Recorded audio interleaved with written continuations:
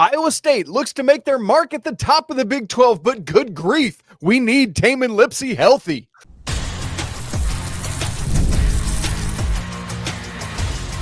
You are Locked On Cyclones, your daily podcast on the Iowa State Cyclones, part of the Locked On Podcast Network, your team every day.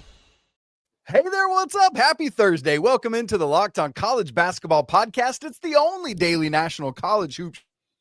I'm your host, Isaac Shade. You're joining me at the place to get your college basketball content every single day. It's all part of the Locked On Podcast Network. I want to say thank you for making us your first listen or watch, and give a special shout out to all the everydayers who are joining us and all the great members of the Locked On College Basketball Discord as well. That link for all of you, man, it's out there in the show notes. Come and make sure you join us. This episode is brought to you by FanDuel. Right now, new customers can bet just $5. And if that bet wins, you're going to get $300 in bonus bets to use all across the app. Go ahead and download it and get started today. Coming up on the show, we've got our final team preview. I cannot believe it, but that means it's because the season is here. Let's go. And joining me to do that is the great host of Locked On Cyclones. That's Iowa State, Mr. Nick Moravets, and my man, it is great to be together. It's been a minute, and I'm so excited to be chatting today. Yeah, it's been about a year. I'm honored to get to be the last preview, the last hurrah before we jump into this great season. Man, it's so fun. And we're talking Big 12 both today and tomorrow, because tomorrow, Andy and I will do our final conference preview of the offseason. We'll be talking Big 12, so we're going to get to talk Cyclones a little bit more. That means 40% of this week got some Iowa State Cyclones in it. I love it. And you know Otz is happy about that. Let's look back quickly at what happened last year. The Cyclones finished 25-10 overall, 13-7 in Big 12 play. They finished 5th. In the Big 12 tournament, they lost to BYU in the quarterfinals, where it was like first team to 100 wins kind of situation. NCAA tournament, the Cyclones were a 3 seed. Man, I thought they were looking good to get to like that Elite 8, maybe the Final 4, but Ole Miss got hot, man, and they trucked through and beat Iowa State in that game. Curtis Jones, the lead team off the bench a lot of the year at 17.4 points. And man, I got to tell you, Nick, I really felt like the injuries down the stretch to Keshawn Gilbert, for example, really marred the end of what was otherwise a phenomenal season. It started out so hot. It really was looking like one of those years where we'd finally break through into that, Elite 8, Final 4 kind of territory. But then you're exactly right. And it all started with the Milan Momcilovic injury right around that West Virginia game. I think it was the Kansas game that he was ruled out for. And when we won that game, I genuinely was like, we're winning the Super Bowl. It's over. There's nothing that can stop us at this point. And then, I'll never forget the Caleb Love shot against Arizona, because to me, that was when the season just completely fell off the deep end. And it felt like there was always like grasping at straws. We'll get him here. We'll clean this up here. But we never quite found it. And it was shaky going into that tournament. Obviously, the NCAA tournament just couldn't quite get it done against Ole Miss. Yeah, because before that West Virginia loss, literally the only loss was that loss to Auburn in Maui, and a game that, quite frankly, Iowa State probably should have won. And then you're right. It just was like, dang it. And things ultimately fell apart. So I hate to then have to start it this way, but Nick, Tamin Lipsey has been out for a little bit with a grade 2 MCL sprain. Before we talk about it seems like the timeline is looking like it's in good shape from all the reporting that's been going on. But with him being out for a little bit here in the preseason with the exhibition games, is there any world in which that could help Iowa State gain some more depth ahead of the season? Well, yeah, you're exactly right. If you're going to look for a silver lining, it's certainly that he was hurt during a time where games don't matter. And Otz talked so much about the 2 exhibition, these no longer secret, kind of scrimmages that Iowa State's had as opportunities for Iowa State to get in front of a crowd, to play, obviously, at Creighton, with a hostile environment, and in front of somebody that actually cares about the game, as opposed to nobody really sees this. It's hard to really get up for a game like that and feel the environment. That is exactly, you can kind of pin that also with the whole Tamin Lipsey deal. So how does this team respond when they don't have a big time player, that number 1 kind of field general guy in a legitimate game environment? So obviously you want him back, right? This team, I think, is better with him on the floor. I think everybody can agree on that. But if you're going to look at the bright side, they have they have seen what this team's capable of over the last, two whatever scrimmages before we got into actual wins and losses. And I mean, to your great point, yeah, I think it's critical for the Cyclones to get Tamin back ASAP. Nick, it sounds like from everything I've read over the past couple weeks, and even from the horse's mouth, that he plans on being back for Monday against FDU there in Ames. Is there anything that leads you to believe that will not be the case? No, I don't. I don't think that in any world would that be the case that he wouldn't play. I will throw this out there. Personal note, I would rather him be 200% healthy than like 85% healthy, because we've seen what this team can fall apart into, right? And so I don't want to start the string unraveling early. I'd rather be intact, and maybe we lose to Mississippi State and he takes an extra week or whatever it is. That's fine by me. But knowing Tamin, he will play with only one leg, no arm. He's allowed to if he's cleared by the doctor. So I have no doubt that he'll be in that first game. And I think that will also give this team a sense of like, okay, Tamin's back. We've got we're ready to roll, go at this season full strength. There's no like kind of half in, half out to start the year, which I think that's probably a good thing. Yeah. And I love your point there. Like, the first week of the season is FDU and Grambling. Like, there is no need for him. And you'd rather just like, hey, let's win those games, give Tamin an extra week. And honestly, to your point, it's like, even if you play a Mississippi State without him, which honestly, I think the Cyclones could still win that game even without Tamin Lipsey. But for me, the point of no return is got to have him back by the Players Era Festival, that the week of Thanksgiving. I mean, gosh, the first game of that is against St. John's. We'll talk about the schedule later. But I guess then ideally you'd love to have him back before that so we can work in a little bit, because that's 3 games in either 3 or 4 days, depending on how it plays out. And so going to be really interesting to see how that comes together. I mean, Nick, like, if there's something weird, we don't expect there to be, there's been no reporting that there is, but how different is the ceiling and maybe even the floor for this team with a fully healthy Tamin Lipsey versus either no Tamin or a gimpy Tamin? Yeah, I think the interesting thing that Tamin brings to this team is, and maybe it will be different this year. Obviously, I don't know. We've yet to see, but Tamin brings a different energy to the Cyclone basketball team, not necessarily the box score, right? So somebody who doesn't really know a whole lot about the ins and the outs of the Cyclones might say, well, I mean, you see what Tamin brought last year. It's not like he's averaging 30 points a game. They should be fine without him. It's not about the points, the assists, the rebounds, whatever. I guess rebounds would probably fall into this category, but it's about the effort plays, right? How often is he diving on the ball at half court and passing it from the ground up court for a fast break? Like, that's the type of play, the energy that Tamin brings to this team. So I wouldn't say that directly, the number of points he's scoring is going to impact the ceiling or floor, but the vibe of the team will reflect how available he is, how much energy he's bringing. So I would say it's probably like plus or minus 3 wins, 4 wins. It's not enough to make or break the season, in my opinion. I could be completely wrong. But just based on actual output, I think you could probably be okay in that 3 to 4 plus or minus window, I would say. Yeah, that checks out. I hear what you're saying there. Speaking of points, by the way, Iowa State does lose their top 2 scorers in Curtis Jones and Keshawn Gilbert. That's par for the course for just about everybody in this day and age. But what's not is Iowa State then brings back scores 3 through 5, Tamin Lipsey, along with Jefferson. Sure, why not? Jefferson, new term. Joshua Jefferson, and the man, he's my favorite Cyclone, Milan Momcilovic. All of those dudes are back, plus Nate Heisey, who was 7th in scoring last year.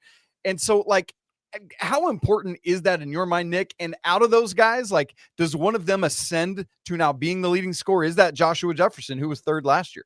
You expect it to be Joshua Jefferson more than likely, but I think there is an element of it needs to be Milan Momcilovic, right? And you didn't mention him, nothing against you, but also Cade Kelderman returns, and he was put on scholarship this offseason. So that's been a big point for this team is you've got 5 key guys coming back. There's 5 guys that are able to set the tone. This is what Iowa State basketball is. Even if it's not necessarily scoring, Cade Kelderman worked his way up from a walk-on to a scholarship. This is what we expect from you as a freshman. This is what we expect from you. Practice, daily habits, day in, day out, whatever it is. I like where this team's at returning-wise, points-wise, on the actual court. I think somebody has to step up big time because you are losing 2 major scorers in Gilbert and Curtis. All right. Well, speaking of that, I want to take a broader look at the whole roster. We talked about some of those guys coming back, but who's coming in from international waters? Any freshmen going to contribute? We'll look at all that, make some starting five predictions coming up in just a second. Right after I tell you about FanDuel, you guys, the NBA is back, and there's no better place to get in on that action than FanDuel, the official sports betting partner of the NBA. Because look, even if you miss the start of a game or maybe you want to ride the hot hand, FanDuel has live bets on everything from who's going to score next to fourth quarter comebacks and all sorts of great stuff. Heck, you can even combine your live bets into a same game parlay for a shot at an even bigger payout. It keeps every game exciting every night, especially, man, if your team's making that late push. So fun. One of the things that I love that FanDuel does is put out regular season odds for like the major conferences. I asked Nick to pull up the Big 12 odds. Let's hear where Iowa State comes in at the Big 12. What are we looking at, Nick, in Big 12 conference odds? Iowa State comes in at 5 behind Houston, BYU, Texas Tech, and Kansas. You can grab them at plus 850 to be the regular season winner. That checks out. I think that makes some sense. So you might want to get in on that, whether you're Nick or anyone else. Why not? Because right now, FanDuel is giving new customers $300 in bonus bets when your first $5 bet wins. So head on over to FanDuel.com to sign up and play your game with FanDuel, the official sports betting partner of the NBA. All right, we're going to continue talking Iowa State Cyclones here today. We're going to look next at the personnel. We've already mentioned the returners, so let's go on to the new additions. By the way, it is those 5 returners in terms of scholarship level guys: Tamin Lipsey, Nate Heisey, Joshua Jefferson, Milan Momcilovic, and as Nick so wonderfully mentioned, Mr. Cade Kelderman. Always love those stories of guys moving up from walk-ons to scholarship. Of course, now you don't have an option with the new rules, but whatever. And then we want to look at the newcomers. Let's start in the portal, where there are 4 newcomers to this team. Of course, Nick, here we go again. One of them going to miss the season, injured. That's Mason Williams from Eastern Washington. But coming in, that will play Blake Buchanan from Virginia, Eric Mulder from Indiana, Purdue, Fort Wayne, and Dom Nelson from Utah Valley. What do you make of these portal additions to the squad? Yeah, I mean, I'm just going to start with Mason Williams because you obviously bring up he won't play this year. But, man, was I excited to see what this guy could bring. Yes. He was the one I circled. And obviously, Blake Buchanan from another Power 4 program, like it's a big name, and he'll make a big impact this season. But, man, Mason Williams, I was excited to see what he will do. And I think we obviously will see that in the future. But Eric Mulder, I think a name that is being slept on right now, definitely can make a big impact. But it is Blake Buchanan for me that's going to be tested early, right? And I think his chemistry with Joshua Jefferson and Milan Momcilovic, how that plays out, will be a big determiner in how this season goes. Obviously, Dom Nelson has an opportunity to make a big impact as well. But no, for me, it was always Blake Buchanan and Mason Williams as far as my attention. Yeah, there we go again, man. The injury bug. Hilton Magic apparently doesn't apply to the injury bug, Nick. I think that's what we're learning brokenheartedly here. All right, there are 3 freshmen coming in to this group. Jamarion Batemon, the 6'3" guard. He's 42nd at 247 Sports in the class. Xavion Mitchell, a 6'6" forward, and Killian Torre, a 6'3" guard. Nick, by the way, I haven't usually I like to go find pronunciations of guys' last names from like broadcasts or other things. Is it Torre? I've just not been able to decipher it appropriately. That's how I am going forward. Yes, it is Killian Torre. Okay, perfect. Then I'm not an idiot. So for this 3-man freshman class, Nick, what do you see for these guys? What kind of roles do you think they'll have? Well, I think the most exciting one is Killian Torre, in my opinion, because Iowa State basketball has kind of been known as this really strong defensive unit. They're able to pressure you, the entire length of the court. They might win a game 45-44. They don't need to score that many points if you hold the opponent to kind of less, right? That's how it works. It's all about who's scoring. Hang on. You're telling me that if I score more than you, I win this basketball game? That's how it goes? That's what I think a lot of people forget about basketball. This is wild. It's all about who has more points. Gosh, few people know that about basketball, Nick. We need to tell the world: score more points, win more games. That's the breathtaking analysis I bring to you on Locked On College Basketball. But no, the exciting thing about Torre is that he seems to be very similar to like a Tamin Lipsey. All right, somebody, and obviously more guards in Iowa State's past, but immediate future, it's Tamin Lipsey, and so you can kind of carry that baton and hold that same identity that Iowa State has had for quite a while now, and that's really exciting. Xavion Mitchell and Jamarion Batemon, 2 guys that I'm really excited about personally. Obviously, Bateman highly touted, 42nd, you say there, and then 6'6" for Mitchell. That's going to be a problem. I think Iowa State needs, not a problem in a good way. I think Iowa State needs more size like that. We've kind of gotten away from that in a way, not entirely. Obviously, we'll talk about Plata here in a second, but we get a lot of 6'1" to 6'4" guys, and I'm excited about that height from Mitchell. You know what I just realized while you were talking about previous guards from Iowa State? The Iowa State injury bug has extended to the NBA as well, because Hallie is on the shelf right now. We can't catch a break, Nick. What are we doing? No, I think every Cyclone fan knows exactly what we're talking about here. It is tough out here. We're just trying to make it day to day at this point. My aims is to get this team healthy. Okay, I apologize for the dad joke. Here we go. Dom Plata from Germany. What do you like from this 6'11" freshman forward? This guy could be like the next Wembanyama, right? Like that is, I'm not saying he is. Sorry, what? He's not yet, but I think he could be. That's what's so exciting about this guy. The size he has and the talent that I've seen is very, very promising. And I'm wondering this season, we'll talk, I'm sure, a little bit more about like specific roles that these guys have. Yeah. But if Plata can be that guy that can be both a guard and a forward, right? Can kind of do it all out there, not necessarily asked to, but is able to rise to that occasion and is that guy that can take Iowa State to, maybe a B tier to an A tier team in the Big 12. Nick, as we think, let's talk about some of those roles then, because, with playing 2 exhibition games, both against high majors, the game at Creighton and then hosting Northwestern, we've seen the same starting 5 in both of those games with Tamin Lipsey out. So is your expectation, it was Killian Torrey, Nate Heisey, Milan Momcilovic, Blake Buchanan, and Joshua Jefferson. Is your expectation that it is those 5, but just flip in Lipsey in place of Torrey to start the season? Is that what you expect the starting 5 to be? I do. I expect it to be exactly as you said. Torrey, Heisey, Momcilovic, Jefferson, Buchanan, swap in Lipsey once he's healthy. For the main reason, the reason I say that is because when Otz was asked about it, he said, we are taking this like we're going to win there is no experimenting. And I thought that was very odd. I've never really heard a coach say, we're not going to even consider any other option. We're going to do what we're going to do. And how it goes is how it goes. And that's exactly what our plan is. I was like, I feel like this would be an opportunity to learn, to maybe do some experimenting, but all right, if that's how you're going to do it. So that's from what I'm hearing that is literally their plan, is to go with those 5. I mean, I guess from a role definition standpoint, like, what to expect coming into every game. This is who I am. This is what I do. I guess that can help in some ways.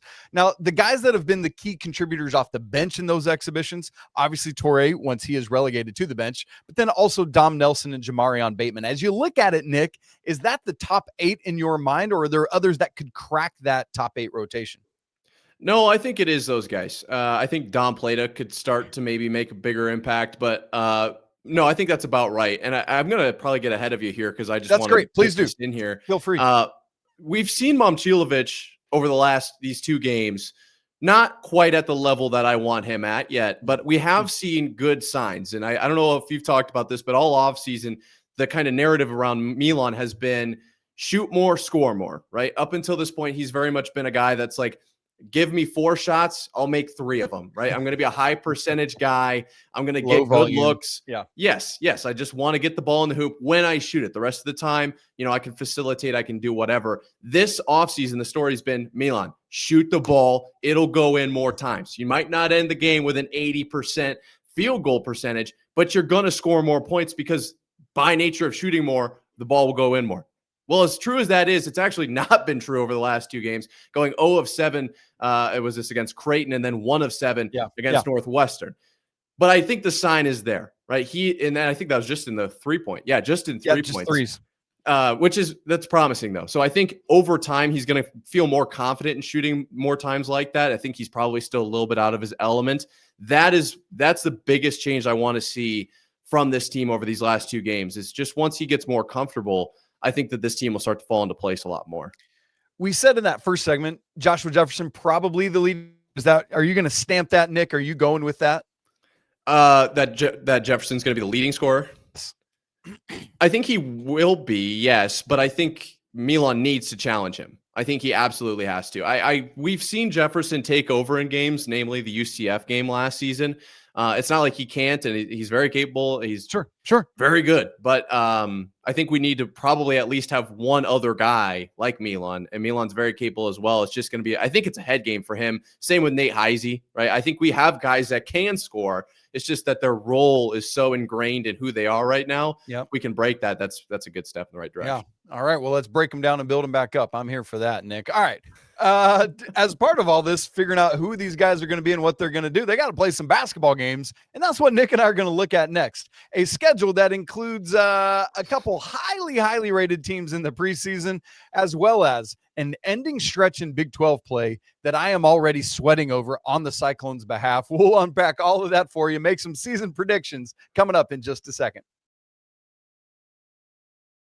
Right after I tell you about Mazda, who crafts cars for those who do more than simply move. Mazda delivers confidence with every ride, with more IIHS Top Safety Pick Plus awards than anyone else as of August 2025. From footwork to breathwork, athletes sweat all the details, and Mazda brings that same level of intentionality to how they craft every single model. You can feel that incredible Japanese craftsmanship in every detail, from the metallic accents all the way to the available Nappa leather upholstery. With all-wheel drive standard in every crossover SUV, you can drive with confidence through almost any season. So even when the snow starts dumping in Ames, Iowa, you should be in good shape. Because with Mazda, everyday drives feel like anything but, from the smooth handling all the way to the intuitive controls. For all of the Cyclone athletes, Mazda sweats every detail, because when you make every move count, impossible becomes irrelevant. Mazda, move and be moved. We turn our attention now to Iowa State's schedule for the season. We've already talked about the 2 exhibition games they played, losing at number 23, Creighton, 58-71, and then hosting Northwestern, beating them 80-72. For some reason, I wrote Nebraska in my notes. I guess I was thinking state and not the team. And even as I read, I was like, that ain't it. It was Creighton. So Nick, after a 1-year experiment at 20 games, Big 12 back down to 18 games in conference play. And I bring that up because that means 13 games in the non-con slate. With all due respect to all the mid and low major teams, let's take a look at the high major games. A lot of Monday games to kick off the season, by the way, for Iowa State. I think playing literally every Monday in the month of November. On Monday, November 10th, playing Mississippi State in Sioux Falls, South Dakota. I'm assuming that's going to be at the Pentagon there. I didn't look. And then on Thanksgiving week, playing in the Players Era Festival Monday against St. John's. And then, hello, Creighton. Good to see you again on Tuesday. And then the third game will either be Wednesday or Thursday. They wait and make that schedule later, and we'll see who that opponent is. As for the other high-level games, Saturday, December 6th. I love Saturdays in December in college basketball because they're always insane. This game is one of them, where the Cyclones will travel to play at preseason number 1 Purdue. And then that Thursday, December 11th, it's Cy-Hawk time, baby, and the Cyclones will be hosting Iowa this year. Nick, as you look at that, I mean, good grief, having both St. John's and a true road game at Purdue on this thing, and also a Creighton team that have already gotten a look at, that's a little bit of a doozy. I know there's not a ton of high major games, but the ones that are on it are not easy. No, that's for sure. I look at basically everyone except Iowa. Okay, Iowa I'm looking at as if it's, Alcorn State, and that's just the Iowa State Cyclones. Fired. I love Iowa catching strays. Here we go. Yeah, no, for real though, Purdue is obviously going to be a challenge. Creighton, we've seen what Iowa State's done against Creighton. The question is, did Iowa State hold back? How much of an impact? There were players missing on both sides of that ball. I believe Owen Freeman, one of them. There was another guy for Creighton. I can't think off the top of my head. Obviously, Lipsey. So that game, I think we've got a hint, but it's not really impacting the future here. St. John's going to be challenging, but I don't know.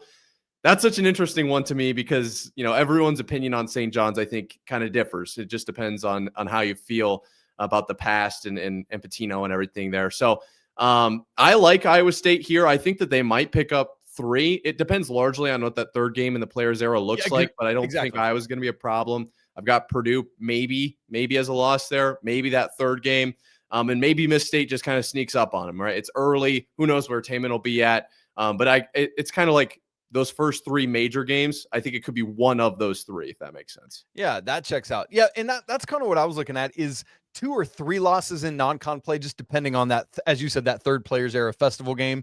because there's a wide variety of who that other opponent could be. And I mean, gosh, like if it's something like Houston, that would mean playing 3 of the top 5 preseason teams in non-con play. That would be insanity, Nick.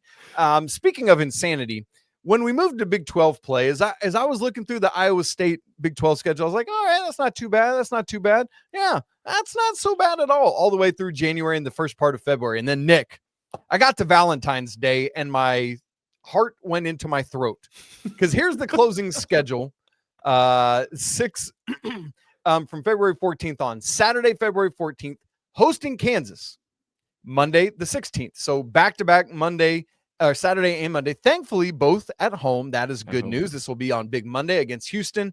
That next Saturday, heading up to BYU, and then sticking around and playing at Utah on February 24th. That's a Tuesday.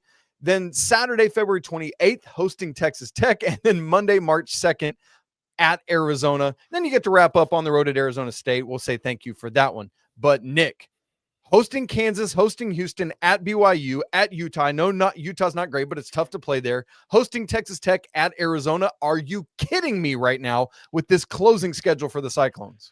It's tough. And the fact that it's a closer too, I mean, as an Iowa State fan, we're seeing what's happening with the football team injury-wise. We saw what happened last season to this basketball team injury-wise. I can't help but have a little bit of like, man, I hope we go into that healthy, or at least as close to healthy as the team can be, on Valentine's Day or whatever. I'm curious, what do you think this team's capable of? Because a few of these games early on in the season, I mean, there's going to be challenges here and there, but I think Iowa State's got the ability to build up a ridiculous amount of momentum going into that. And I'd say a train going 100 miles an hour into a brick wall is going to do a lot more damage than a train that's limping its way into that wall. You know what I mean? Great analogy. I love it. Yeah, I mean, both in non-con play and in the in the front half of Big 12 play, there's a game at Kansas. But outside of that, I mean, they really could enter this stretch with 1, maybe 2 losses if things break right. I know road games are always going to be difficult, but I think that's what it is, Nick, is the Cyclones have to build up momentum from the turn of the new year all the way up through that Kansas game on Valentine's Day. Because honestly, in that stretch of 6 games, the great news is that 3 of them are at home. That's Kansas, Houston, and Texas Tech. If you wanted one of them on the road, it's nice that it's Utah. It's like that's the easiest team of that group. So if you could escape, I mean this as a good thing. If you could escape that 6-game stretch going 3-3, I'd feel great about that. I'm dead serious. I think because if you come into that with only 1 or 2 Big 12 losses and go 3-3 there, then you get out of Big 12 play 13-5. And with how much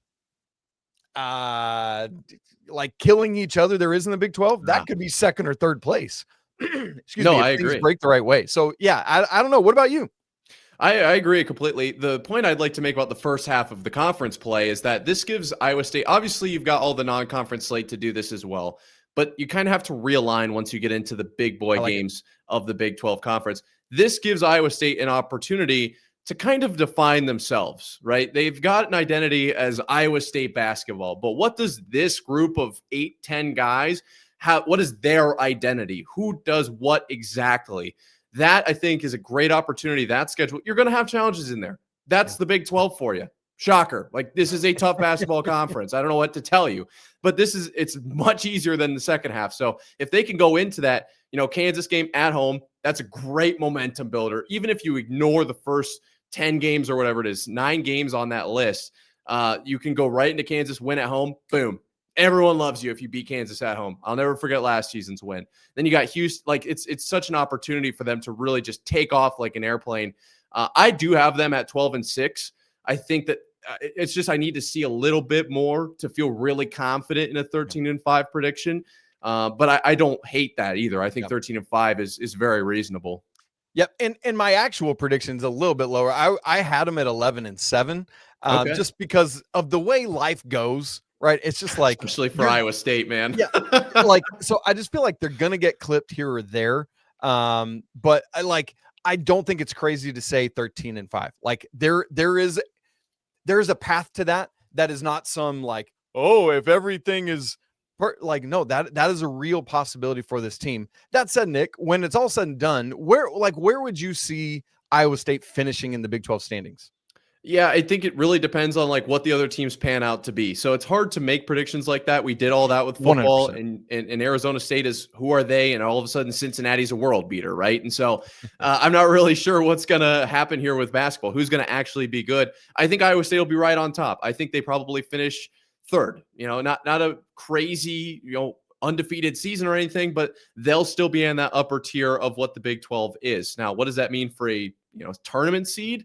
That is, I don't know for sure, probably 4 or 5. It just kind of depends on what the record lays out as, but I think they'll have a successful season. I don't think this was my prediction, and I will say this just because I'm going right now. Do it. I think they have a decent regular season. It's not as good as last season, but I think they have a more successful postseason. Ooh, I like that. Stay healthy, Cyclones. That's what we're saying right there. Yes. Now, what's interesting, like when I look at the Big 12, it feels like on paper to me, Houston, BYU, and Texas Tech are like a top tier, just above the tier of Iowa State, Arizona, and Kansas. Oh, agreed. But I feel like those 6, and especially with unbalanced schedules in conference play, like round. But with that top tier, then I would have Iowa State, like I was thinking 4th or 5th. But oddly enough, because of the strength of the Big 12, because of the strength of this non-con schedule as well with those low level teams, I think not only do I have them 4th or 5th in Big 12, I have them, just as you said, as a 4 or 5 seed in the NCAA tournament. And so it's just like, that's the good part of being in the Big 12 or the SEC right now, is that you could finish 5th and you could have a better seed in the NCAA tournament than you finish in your conference. Like, that's just the reality of this conference. You know what I mean?